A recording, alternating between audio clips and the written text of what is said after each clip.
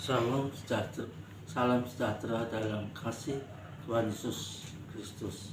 Pagi hari ini kita akan belajar mendengarkan kebenaran firman Tuhan yang terambil di dalam Pemazmur pasal 145 ayat yang 20.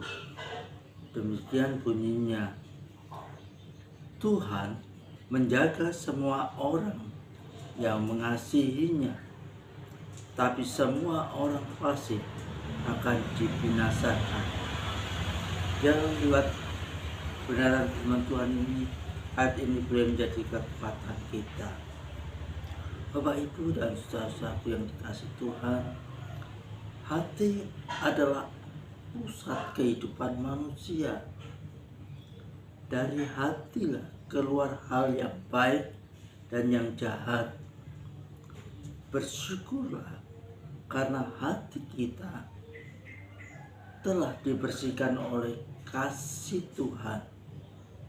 Di dalam Ibrani pasal 10 ayat 22 berbunyi, karena itu mari kita menghadap Allah dengan hati yang tulus, ikhlas, dan keyakinan iman yang teguh.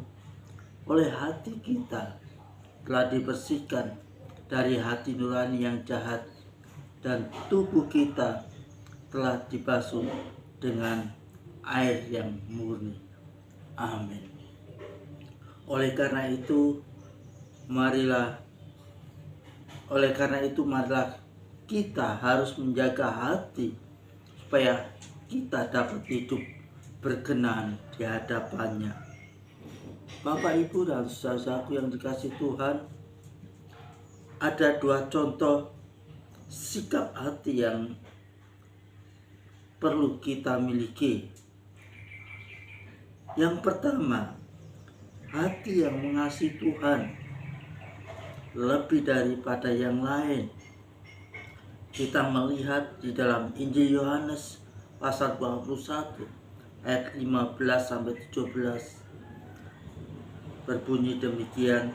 Ayat 15, sesudah sarapan, Yesus berkata kepada Simon Petrus, Simon anak Yohanes, apakah engkau mengasihi aku lebih daripada mereka ini? Jawab Petrus kepadanya, benar Tuhan, engkau tahu bahwa aku mengasihi engkau. Kata Yesus kepadanya, gembalakanlah domba-dombaku. Ayat 16, kata Yesus pula kepadanya untuk kedua kalinya, Simon anak Yohanes,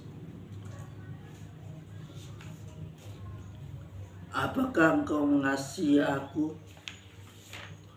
Jawab Petrus kepadanya, benar Tuhan, engkau tahu bahwa aku mengasihi engkau. Kata Yesus kepadanya, gembalakan domba-dombaku. Ayat 17, kata Yesus kepadanya untuk ketiga kalinya, Simon anak Yohanes, apakah engkau mengasihi aku? Maka sedih hati Petrus karena Yesus berkata untuk ketiga kalinya, apakah engkau mengasihi aku? Dan ia berkata kepadanya, Tuhan, engkau tahu segala sesuatu. Engkau tahu bahwa aku mengasihi engkau. Kata Yesus kepadanya, gembalakanlah domba-dombaku. Bapak, Ibu, dan saudara-saudaraku yang dikasihi Tuhan, mari kita belajar seperti pengakuan Petrus. Ia belajar untuk mengasihi Yesus lebih daripada yang lain. Amin, saudaraku. Jangan ada hal-hal yang lebih kita kasihi dalam hati kita kecuali mengasihi Tuhan Yesus. Amin. Biarlah contoh ini menjadi kekuatan kita. Kedua, yaitu tentang hati yang sepenuhnya melayani Allah. Di dalam Roma pasal 1 ayat 9, karena Allah yang kulayani dengan segenap hatiku, dalam pemberitaan Injil anaknya adalah saksiku, bahwa dalam doaku aku selalu mengingat kamu. Bapak, Ibu, dan saudaraku yang dikasihi Tuhan, seperti Paulus belajar untuk melayani Tuhan dengan segenap hatinya, mengasihi Tuhan, melayani Tuhan dengan segenap hatinya.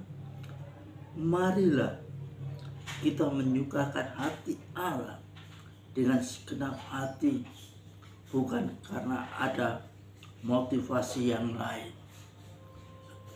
Biarlah lewat kebenaran firman ini menjadi kekuatan kita bersama. Sebagai penerapan, mari kita menjadi pelaku firman-Nya dengan mengasihi, melayani, dan menyelamatkan jiwa-jiwa bagi Dia. Bapak, Ibu, dan saudara Tuhan, kita akan baca sebagai ayat terakhir yang terambil di dalam Amsal pasal 4 ayat 23.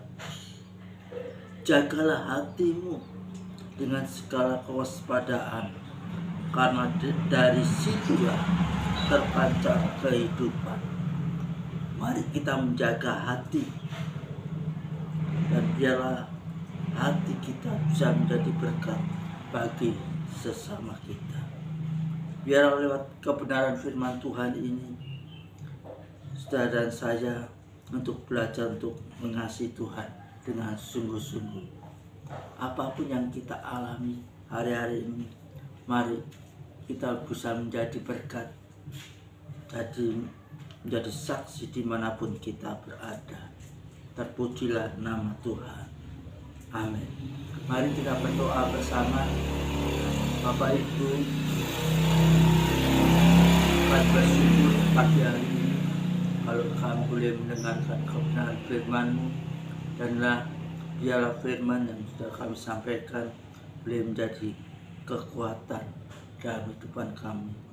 Ajar kami untuk belajar menjaga hati kami, dengan hati kami bisa mengasihi sesama, dan Kau memberkati anak-anak-Mu dimanapun kita berada.